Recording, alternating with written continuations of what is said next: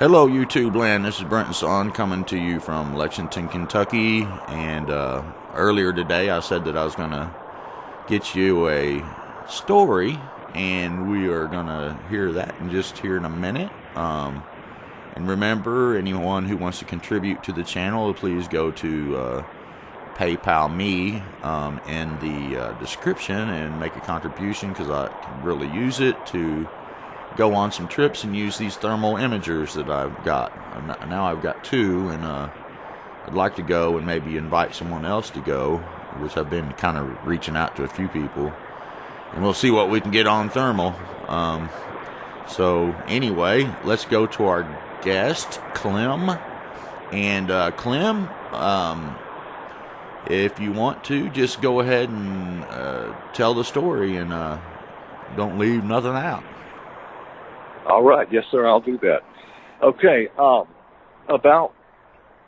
I'd say between 6-7 years ago, like I said when I was talking to you, that I didn't know what I had encountered at the time. I worked for an air conditioning company, and this air conditioning company, the man that owned it had passed away a couple of years before I started. The lady, his wife, who owned it, she had moved the company to a barn behind her home, which had then been refurbished to be a nice service center. The downstairs of it was a parts department, and where they kept the service area and all that. And then upstairs was fully furnished out to be an office, an office where they had the lobby and sitting room and the offices and what have you. Well, I had been out working that afternoon, and after the day was over around 5 o'clock, the work day, I decided to go have a beer or two and shoot a couple of games of pool with some friends. And so I did that. Well, because I had a couple of beers, I didn't want to drive the company vehicle back to the office with beer on my breath or anything like that. So I made sure that I stayed pretty late. It was probably about, I would say, 10:30, 11, 12 o'clock before I even made it back to the service center. Now, the lady's house and this barn service center that she had was a good distance off the road. I would say it's at least, a half a mile off the main highway. The area itself was very rural. It still is. It's very wooded. And I'm going to give you the setup real quick so you can kind of have a mental picture. The woman's house was right there. Then behind the house, I don't know, 100 feet or so was this barn with the upstairs offices and what have you. Then behind the barn was a road, a gravel road, that led further back to the rest of the wooded property to a guest house in the back. But immediately behind that road, within, 20 feet, was what we call in Louisiana bayou. Maybe other places would say a river or a creek or a small river, but nevertheless it was a bayou. It was, that ran alongside that road for a good little ways. Beyond the bayou was just wooded area, just straight rural woods. Okay, so I pulled back up at the shop that night about midnight. The lady, I believe, was out of town. Oh, let me say this, too, real quick. And this may have absolutely nothing to do with what happened with me. I'm just going to say it because it had happened. Prior to that, about a week or two before that, the lady, her daughter, and a couple of friends of hers were outside visiting around dusk. And I don't know what they were doing. They were talking or whatever, visiting, and they saw orbs going through the property, and it scared the two friends of hers and her daughter and her so bad the two ladies took off and ran toward the car, got in and locked the door and sped out of there like nobody's business. The lady and her daughter ran inside and called the police. And so the police ended up coming out. You said orbs? Orbs. Like okay. lights. Right. Like, or floating lights, yeah. And like I said, it may have absolutely nothing to do with what happened to me. I don't know. I don't know enough about this type of deal to know that. I just know that it happened. The lady called the police. There was officially a report written. The cops came out there, didn't know what to say. Well, for the longest time, the lady wouldn't go outside after dusk anymore. She wouldn't go out of her home at all because it scared her so bad. She had also claimed to have all kind of paranormal activity outside that she couldn't she couldn't put her finger on and say, well, this got moved or this happened. There was always something like that going on. She had what she called sanctuary for cats. And by that, it was probably just about 50 to 100 feral cats she had living on this acreage that she had. It was plenty of acres of land. So even though she had all these cats everywhere, she fed them. I'm talking, she went and picked up them big, huge 20-pound bags, probably 50 at a time. And there were always cats being killed there constantly. She thought it was coyotes, and heck, it may have been coyotes. I don't know. I just know that there would be a whole bunch of cats killed at one time. And as one of our employees, me and several other employees would be burying cats once a week. I mean, they were just ripped apart and eaten, and it was incredible. Nothing like I'd ever seen. I don't want to get too far off the subject. So anyway, she called the police about that, those orbs, and the police came out there and wrote a report. Well, after a while, she began to associate that with her husband that had passed away and said, well, that was his spirit watching over her. So she started going back outside again. But anyway, before that, she wouldn't. So back to where I was at. Well, I pulled up to the service center. I think she may have been out of town. Anyhow, but there were other employees that worked at the air conditioning company. But anyway, so I pulled up that night. There was another van to my left. But when I pulled up a little bit further, pulled up closer to the building, I guess you'd say. There's a parking area that I was pulling up in.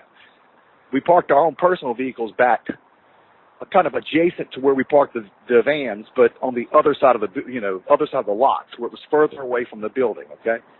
And I pulled up, and I wanted to fill my service tickets out, the parts that you can do on your own. In other words, when you're on a job sometimes, a lot of times some of the questions they ask you, you can fill that out later. Save time, just go get your job done, check off the stuff you need to do, the stuff like the address, all that kind of stuff. You can do that when you get back to the office, just finish your work up. So that's what I was doing. I was sitting in the parking lot. I had the cab door of the van open so the dome light would come on, so I could see my service tickets, and I was sitting there with a clipboard filling my paperwork out. The first thing was I noticed that it got very still, and it didn't alarm me, but I did notice it was real still. It seemed like I didn't hear any crickets or anything like that. In Louisiana, you hear a lot of that kind of stuff. Well, I'm sure any state probably, but anyway. So I noticed that, but it didn't stop me from what I was doing. I kept writing, and then I started, probably, I don't know, a minute or so after that, I heard gravel. It seemed like being thrown at the building where I was parked. So I did pause for a second, thought, what the heck is that, And I just went back to what I was doing again. Well, it happened again, and this time I stopped and thought for a second, and while this place was lit, it was dimly lit. It wasn't, you certainly couldn't read fine print out in the parking lot, but it had a dim light. It was one of those neighborhood-type lights, one solitary one of them, probably on the opposite end of the lot that was way high up, and it kind of dimly lit the parking lot. Anyhow, so shortly after that, and I want to preface what I'm fixing to say by pointing something out. There is this foreign singer who sings American music, but she doesn't know English. She sings it, what you say, phonetically. She knows how it sounds, so she knows how to sing it by the way that it sounds. So I'm going to preface what I'm going to say by that. All of a sudden, I heard in the most guttural, horrible, deepest, loud voice, something that sounded either like, get out of here or get over here, but it was not pronounced like a human would do it. It was just more or less like the way it sounded, like, get out of here or get over here, something like that. I couldn't make it out clearly enough. But I thought to myself, wow, dadgum, that sounded like somebody said, it made me say to myself, dadgum, that sounded like get out of here, get over here. And so I did stop. I put my pen down. And I waited, and it did it again. And it was very close. It was at that road. It was at the edge of the wood line by that road and the bayou where the gravel road was from.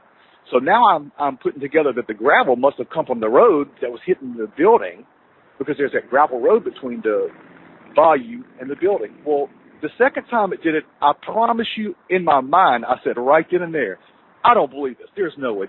I'm going to see if I just thought I heard what, I heard. So I waited a minute or so. And just when I was fixing to pick back up my pen again, it did it again. Man, it scared me so bad.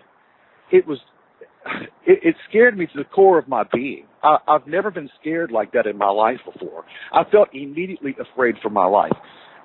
I'll tell you this, and the truth is I thought it was a demon. I thought it was a demon spirit or a demon creature, because the third time it did it, I looked around, because I told you I'd pulled up enough to where I could kind of see around the other company vehicle's windshield. And I could. And I looked over towards the wood line there, and I could see the outline of a humanoid figure, and its eyes were prominent, like a yellow. I won't say they were glowing, because they weren't glowing. But the way the light was hitting, I could see the eyes, and it was a face. But I couldn't, it wasn't a human. It was too tall to be a human. I've never seen a human that tall in my life. And if you want to see the position it was in, I'll tell you. The position it was in is if you take your hand and you put your hand down on one of your knees, how your back's kind of arched forward like that, and you're looking straight out like that. That was the position it was in. And that alone would have been probably 6 feet. I would have to say 6 feet. With it hunched down, hand on knee, like that, was still around 6 feet. So that's how I thought. There's no 9-foot human that I know, you know what I'm saying? But I could tell that it was a humanoid figure. And getting back to my story, I was so afraid I wanted to get out of there right then and there. And I was kind of unsure of what to do because my car was further on the opposite side of the lot, and I didn't want to take off running towards there. I didn't think to take off in the company van. It belonged to the company. I don't even know if I was even thinking along those lines. It shook me up so bad I wasn't even thinking straight. I know that I got out the van, I slammed the door, and I didn't run. I didn't take off running, but I definitely walked at a brisk speed. And there was an entry bay going into the service entrance open, and I had enough fortitude of mind to not want to go in there because it was dark. Okay, I realized it was dark in there. I was afraid. I kept walking until I got to the stairway that went up into the offices, and I let myself in with the key to the business office. Man, I stayed in that business until 5 o'clock the next morning, until the people started arriving for work, and they were all like, "What are you still doing here?" Well, I didn't want to tell them what happened because I was afraid they'd ridicule me for it, but that's where I stayed until 5 a.m. that morning, until the people arrived for work the next day, because I was too afraid to try to go to my car or to even go downstairs, because I can equate it to you like this. I had a friend of mine once, and her teenage son was on crack. And one time she went to go get him from some place, a bad area of town or whatever she thought he was doing. And I went with her because she was a lady and she didn't want to go by herself. I was afraid then. I was nervous about that. That definitely gave me some reservations to do something like that. But that didn't scare me anything like this situation, what I just told you about. And for the longest time, I thought it was a demon spirit until I one day was listening to Coast AM, and the guy was talking, and they were talking about different things, and all the different things that I just put two and two together, with the rocks being thrown, the size of the creature, the height, all that kind of thing. And they were talking about how some people say that they can make human-type sounds. And I put two and two together and went, wow, that's what I saw. And so that's another reason I never really told. I told one old fellow about it who's passed away now, and we weren't even talking about a Bigfoot or a Sasquatch. We were talking about supernatural things. And since I thought it was a demon, I told him that. And this old fellow from Louisiana tells me, you saw his old swamp ape. That's a swamp ape. Well, I didn't know what a swamp ape was, you know. And he told me a friend of his, Travis, had one that had tore his barn all up and ate his livestock and all kind of stuff. And the whole time I didn't know what a swamp ape was. Now I realize, when I found that out, that's what that old man was talking about. He knew what I was talking about when I didn't know myself, you know. Wow, dude, that's, Get out of here or over here. Dude, that's right. What the heck does that mean? You know? I don't know if it was trying to lure me to the area that it was in. I mean, like for me to look and see what was going on. Who would go over there? I mean, goodness. I wouldn't either. I know that the lady, like I said, that owned the business, had lots of paranormal things that she attributed to paranormal things. I'll give you one example of one of them.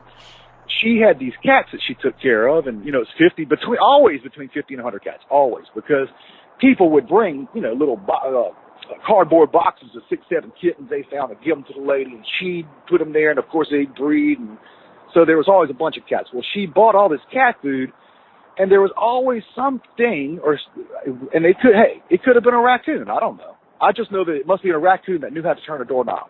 Okay, because this area that she kept the food in, had a door on it with a lock on the door. Well, she didn't keep it locked, but she kept it closed. And something kept getting in that room and making a mess of all those bags of cat food. But yet the door that had a doorknob on it would always be closed. And so she used to say it was the ghosts that were doing it. These ghosts are going in here and tearing these bags open and, you know, getting into my cat food and blah, blah, blah. And now looking back, maybe that could have been what I saw. Maybe they were tearing the cat food up and stuff. I don't know. I know them cats were getting eaten like crazy out there. Yeah, I mean, I've had other stories where they'll get in something and take, you know, stuff like dog food, cat food. Heck, I can't remember the specific cases now, but they're known to do that. For real. Well, then that doesn't surprise me if that was what was going on at her house. She also had incidences where there was a banging on the house, banging on the windows, that kind of thing. All those things too, you know, from what I've been told or read. I wish that I had known before I figured it out that that's what it was, because I would have asked the lady something about it. Unfortunately, she and I had a She was thinking it was out. ghosts? Yes, she did. I mean, she ended up what would a ghost want with cat food? You know? She thought it was just the ghost making a mess. But let me tell you, these quote-unquote paranormal things that she attributed it to got so bad that she ended up putting closed-circuit television around the shop, around her house, around her property. And, you know, shortly thereafter, I had a falling out with her. I didn't work. It was because of an employment thing. Of course, I told you I worked for her air conditioning company. And so it was shortly after that I left. So I would love to know what the lady's recorded since then. I mean, I would love to know, because she was looking for ghosts on her videos. Now that I still don't tell a lot of people about what happened. I don't think I've told maybe 2 people, you and another person that's also involved in this type of study, okay? Other than the old man who told me it was a swamp ape. And I thought it was a demon then. So, you know, because of ridicule and people thinking I was crazy, I didn't really tell anybody. I knew that I wasn't crazy. I knew what I saw. I knew what I heard. And nobody was going to change my mind about it, you know. Oh, yeah, I know. Sometimes I tell people about me, you know, having encountered it, reaching in my tent and all that, and it's like they doubt me, but it's like, look, man, I wouldn't lie about that. I'm telling you, the thing reached in my tent and grabbed a hold of my shoulder. It didn't hurt me or nothing. So I don't, you know, I guess it was just curious of what, you know, the pink bag of meat felt like or something. Sure, absolutely. Well, you know what? I wouldn't mess with one. I'll tell you that right now. You see a lot of these people, they trying to make friends, and there's this one guy on the internet, he was running after one. He thought he saw one. Another guy that's constantly looking for one. I'm not, after the encounter I would never, ever try to do something like that. I don't want to see one. I don't want to see one again. It scared me so bad. It scared me to my bones in a way, almost in a supernatural way. You know, I know now that it wasn't a demon. I know it was something, there's an answer to what, because I wasn't a big ghostbuster back then. I never, you know, was one about, I saw a ghost. Never like that. I was never like that. But because I didn't have any explanation for what it was, that's why I assumed that I knew it wasn't a human. I knew that I had never saw an animal that could walk on 2 legs like that, so I assumed it was a demon. And like I said, thank goodness I had heard on the, you know, a radio program that basically let me know what it was that I had an encounter with, because now I know. And I never thought I was crazy. I just didn't know what the deal was. And, right. You know. And can you explain what it looked like? You were kind of giving a little bit of a description a little while ago, but explain, you know, like from the face and the eyes and, you know, the body of it and what have you. Well, it was very dark, and I don't want to exaggerate or add any details that I'm not aware of, but I will tell you this. I could see the eyes because I could see the sclera, the white part of the eyes. I could see that. They tended to look kind of, if I could put it correctly, kind of like a yellowish tint to the eyes. Its eyes were kind of close together. I wouldn't say, like, you know, I wouldn't say they were too close together, but it was in a humanoid fashion. Right. That type of close together. Okay, it wasn't like a deer, an eye on each side of its head kind of deal. Not like that. Okay, like a human. It was in the bushes, and it was squatted down, not squatted where its legs were bent, but hunched down where its hand was on its or above its knee, because this was humanoid, 2 legs. and its hand was on its knee, and its back was hunched forward, its head was looking towards me, and in that position, it still was 6 feet. At one point, whenever I saw it move, it kind of had stood back up, and that's how I knew. I'm telling you, that's how I knew it was 6 feet. And I got very frightened at that point, so I wasn't trying to look any closer. I never, now that I know it wasn't supernatural, I would have probably sorted it land up and turned over there and turned the headlights on it. I would have probably done that now. But at that point, then I was too afraid. I thought I was dealing with something supernatural. And I think the reason I probably had that impression was because of that orb thing the lady saw. Or the orbs, plural. They saw 3 of them. Right. And like I said, to this day, there was a police report written on that. The police came out there. They did not have an explanation for it. Right. I even had asked the lady, well, could it have been swamp gas? And she was like, no, this was not swamp gas. This was 3 lights. She said it was 3 lights, and they were hovering, and they went across, and she showed us where they went across and what have you, which only backed up her belief about the paranormal aspect of what was going on at her home. If I had to, speculate now, I would say the banging on the house, the windows getting banged on, the cat food getting tore up, these cats getting eaten, all that kind of stuff. I would start looking for tracks out there now, different type of tracks. You know what I'm saying? Not animal tracks. I would look for a different type of tracks. For some reason, the orb thing is a lot of times prevalent around Bigfoot or even the UFO stuff. It makes you wonder what the orb stuff is, Absolutely. I wonder if it's connected in some kind of way. I have also heard about people saying that, like you said, that those are connected some kind of way. I don't know, but I know this much. It makes me wonder if those creatures have some kind of way of making you very fearful, because I have never been afraid like that in my life, before or after. Even when I told you the story about the lady who we went and got her kid out of a crack house, believe me, that was something to make someone very nervous. And I was concerned. Right. I mean, but I wasn't afraid in the same way. I was afraid in this way was more immediate, as the only way I know how to put it. Like it put I felt an immediate jeopardy to get out right then and there. No doubt about it. I didn't waste any time. When I got in the office, I locked the door and was looking outside the window, because there was no doubt that I wasn't going to take a chance and go to my car. There's no way. I wasn't going to do that at all. And I slept on the couch in the lobby till the other service workers got in the next day. There I was sleeping on the lobby couch. And I can't remember what exactly. I think I told them that I saw a bear. I think that's what it was. Because I had already figured out, well, what am I going to tell these people when they come back and I'm laying on the couch in the lobby sleeping, Yeah. And I think I told them I saw a bear. And they just kind of left it at that.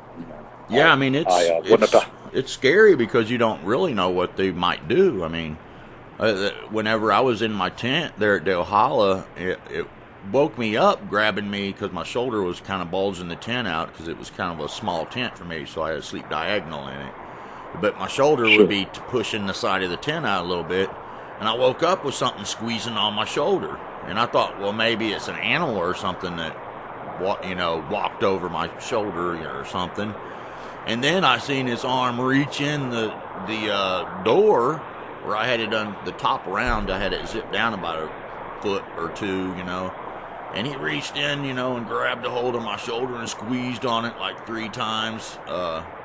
And oh my gosh, dude, I mean, I was scared. I didn't know whether to stay in the tent or get out of the tent, but I was scared to stay in the tent because I don't know if you remember that one story where that guy got picked up in his tent and carried off, and, no, I know about Detlog Pass. I know about that story, too, where they found the tent all tore up. And have you heard of that before, the Detlog Pass? Yeah, I kind of remember hearing that.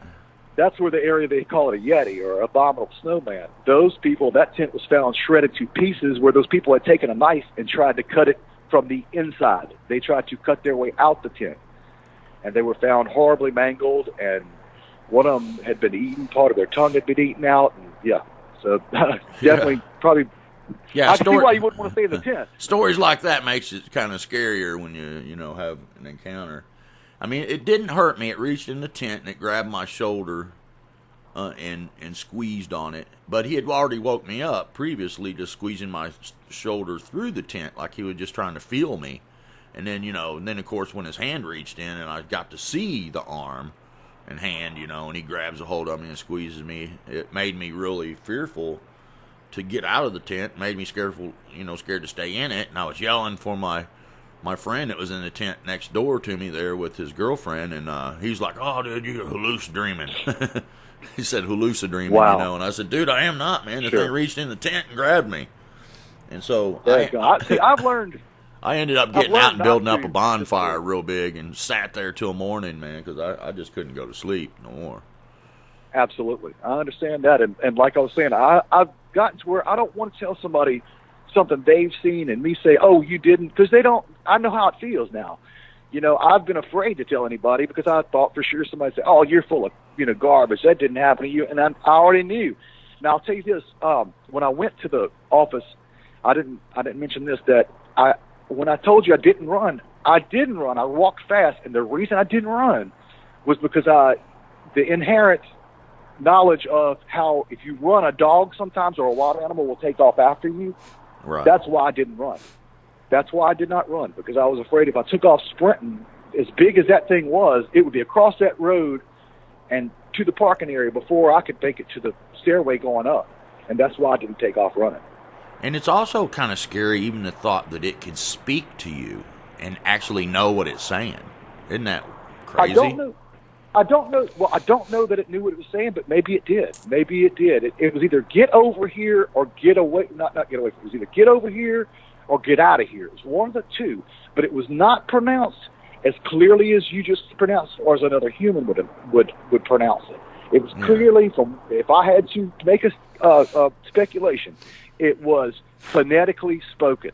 It was spoken phonetically, like it knew that that's what that sounded like, so that's how I'm going to say it, because it wasn't clear. It was enough to where I could make out the get over here, get out of here.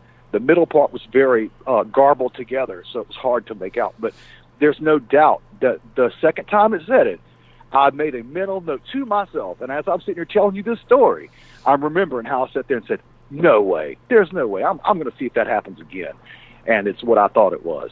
And sure enough, that third time it did it, that was all she wrote. I was getting out of there after that, because that's what happened, It did it again the third time, and clearly was what I thought I had heard. Get over here, get out of here. And I sure did. Dang, man, that's a crazy situation there, dude. So I guess, getting out of there would be the thing to do. So, darn sure ain't coming over there. Right. I think that it will only be a matter of time. I don't know if it'll be in our lifetime, but it'll be a matter of time that these creatures will come to the forefront. They're gonna say, "Hey, we found," and the reason I say that is because they recently found a what is the word I'm looking for? They recently found a group of chimpanzees that they speculated existed, but they had never. There was lots of people saying no, it's not that, but they found these chimpanzees living in a part of the world that they didn't know about them until recently. And I can't name them right off the top of my head, but I promise you, your listeners or you or whoever want to look on the internet, you can look it up and verify what I'm saying. There's a group of chimps that are different than the chimpanzees that we knew are bonobos, because bonobos, I think that's how you say it. A bonobo was called a pygmy chimp, but they thought it was a chimpanzee. But this is another type of chimpanzee. That's not a chimpanzee as we know, or bonobo, whatever. It's a different breed of them. They just found them living in a certain part of the world, and they didn't know they exist. I think the same thing will happen with these creatures at some point. I do believe that that's going to happen, because too many people have had encounters that, why would all these people lie? I mean, I'm not lying to you. I have no reason to lie to you, and I'm not crazy. I know what I saw. I'm an intelligent man. I have a college degree. I mean, I know what I saw, and I would have no reason to want that type of attention. In fact, I'll tell you now, I don't want to see another one again. I hope I don't. I don't want to. It scared me so bad. It frightened me. I don't want to. And let me tell you something. I'm not a wimpy dude. I mean, I've been in bar fights. I mean, I'm not the baddest dude there is, but I'm not afraid to, handle my own business if I have to, and somebody might whoop me. I'm not going to say they're not going to whoop me, but I'm not scared to throw in, okay? That's the point. And so, I mean, it wasn't that type of fear. It was a different type of fear. It was, like I told you, it was almost along the lines of a supernatural thing that it scared me in that way. Something that I knew that I couldn't handle. I didn't, whether it be by nature or by spirit. Like I said, I thought it was a demon. So really, I thought I would be fighting a devil or something. Yeah. Oh yeah, dude. It's scary for several reasons, really. I mean, you don't know what they would do or might do or could do, or I definitely was scared. I have no doubt. Believe that. And some people that say they befriend them and all that kind. I just don't get that. That's hard to understand. Absolutely, I'm with you on that. And you know what? Think about it like this: if they're dealing with what I'm dealing with, if they befriend that, and you're going to keep feeding that or whatever that group of creatures, what happens when you stop? What happens when you stop? I mean, I have a friend of mine's cat that I was giving treats to the other day, and this is a true story. And I kept giving the friend's cat these cat treats, and I stopped. Well, the daggone thing ran up, bit my hand. So, yeah. I mean, I wouldn't want to stop feeding something like that. What could happen if you stopped feeding something like that? Would it get mad at you? I mean, would it just go away? What if it just got curious? They get aggressive. There's been cases of that, and they get aggressive, and they get mad when you stop feeding them because they expect it. They start desiring it and expecting it to happen, and when you stop, it can turn aggressive. They start tearing your stuff up, or there's lots of different things that I've heard of, that they've done when they got food and then it stopped. Wow, and that makes more sense of what was. And if you're living somewhere and you feed them and then you move and someone else moves in there, it causes a problem for the people who move in. Absolutely. I could imagine that. Sure. They must like cat food, and I definitely think they like cats, because this woman had cats killed in great numbers. Which, like she kept saying that, this place is infested with coyotes and foxes, and they're just and granted, maybe some of the cats had been eaten by coyotes and foxes. Maybe all of them was. I don't know. But I know one thing: if they're predators, which we both have said we think they are, and I think they are, there's no doubt of what was tearing those cats apart like that. And I had buried more than my share of them for that lady to know that something savage had got these animals. I don't know how. I mean, unless you had a coyote on one side and one on the other just ripping it in half. I mean, Right. I mean, I guess it's possible, but like I said, these were in great numbers. This wasn't just, one dead cat. This was several dead cats at a time. Huh. And, the area she lived was, the company was at, was in a very, very, this was nothing but acreage out there. And that bayou runs along, it's a waterway. It ran all the way to the back where the, let me point something else out too. I don't want to give too much information because I don't want that lady to get mad at me if she ever heard this podcast or what have you, or if a friend of hers heard the podcast. She had a relative, we'll just say, that lived in the guest house in the back. This relative, which was where that road led to. It led to the guest house in the back. The relative was disabled. It had people that came and looked after the person that lived in the guest house. I know that like I said in the beginning, I didn't know enough about all this to ask questions like I would now if I had known. I knew that 2 or 3 sitters had quit under mysterious circumstances, being afraid. Okay. There was one of the 3 that I talked to that did say, she's right, there's something paranormal going on out here. She did say that. And I said, well, did you see a ghost? And the lady said, no, I can't say I saw a ghost, but it's something paranormal. Oh, gosh, let me go ahead. I'm so glad I thought about that. Let me tell you what one of the things was. I just thought about it. One of the things was, and this may not be related, but it's kind of neat to throw it in because what if it is? The house in the back, in the guest house in the back, set up off the road, off the ground. It was one that was in Louisiana, we flood. It floods quite a bit. Even if you're on a higher part of ground, it can still flood. Sometimes we have a flash flood, which in Louisiana's bayous, that happens. So anyway, the house was up off the ground. The crawl space underneath the house was more than a crawl space because I'm 5'8.5", and I could walk underneath that house almost. I would have to put my neck down and tilt my head down, like fully down, so it's uncomfortable to do it. But you could walk on 2 legs underneath there with your head down. The reason I know this is because the heating system and air conditioning system was piped in from the unit underneath the house, and the connection that went into the unit, I guess you'd say, where that big round, that tubing, the round, what's the word I'm looking for? The where the air goes through, that big round pipe. Anyway, it plugged into the air conditioner. Somehow, that kept getting disconnected from the house, was torn loose. And the lady didn't know how it was getting done. She said the cats was doing it. Well, me and another one of the technicians had countless times reconnected this air conditioning heating system back to where it would go back in the house again, only to come back and it was undone again. And it was like pulled loose. We couldn't figure out how the cats were doing it because I guess they'd have to use their teeth or their hands, their claws, but there was never any chew marks or ever any claw marks on it. It was always just disconnected, like someone had jerked it loose, okay?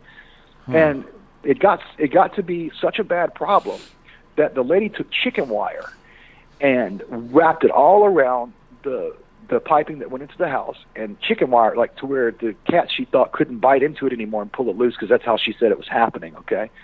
Well, it still kept happening.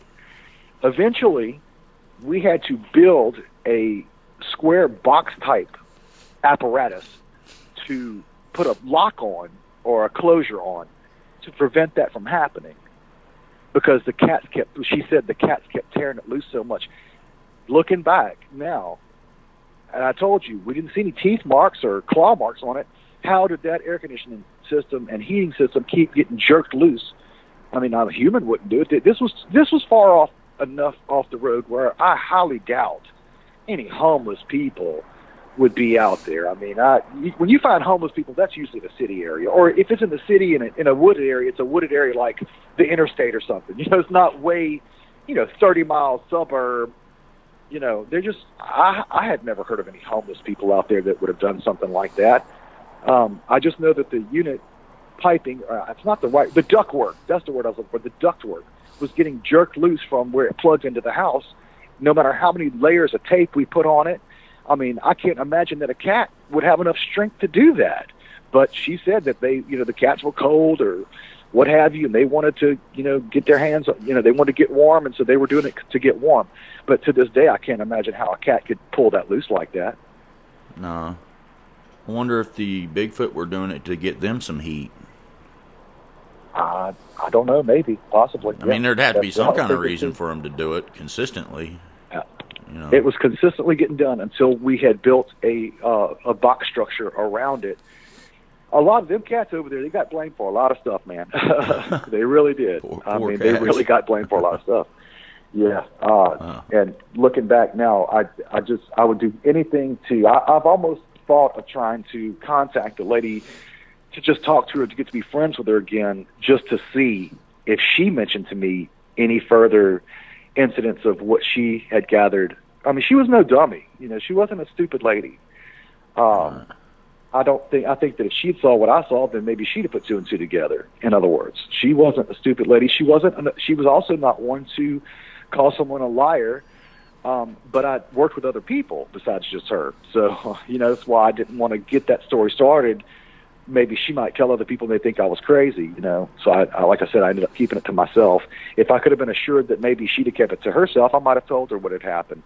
Like I said, I knew of those 3 employees that had quit due to what they felt was something paranormal going on around there. Now that I know what I know that they probably was scared, and maybe they didn't. Maybe they had an encounter, and I didn't know about it myself because they were too afraid to say something themselves.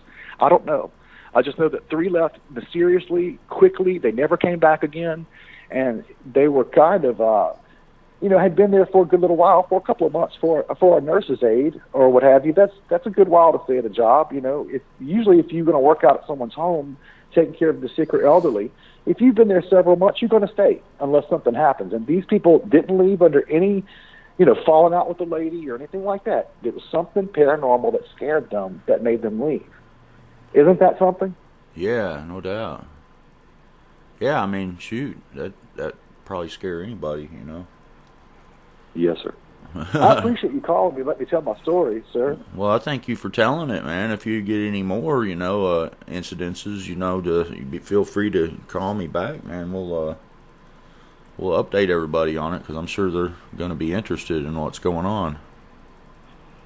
Thank you very much, sir. I hope to never have another encounter like that again. I mean, no offense, Yeah. I don't want to see that ever again. Yeah, I understand that too. It is a scary Yes, sir. situation for sure. Well, Yes, it is.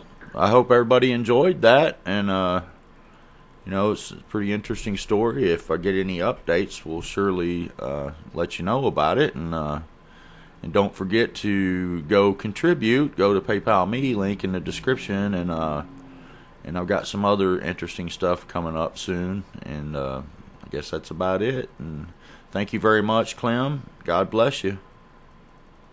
Yes, thank you, sir. God bless you too. Happy New Year to you and your family and to your listeners. Well, thank you very much.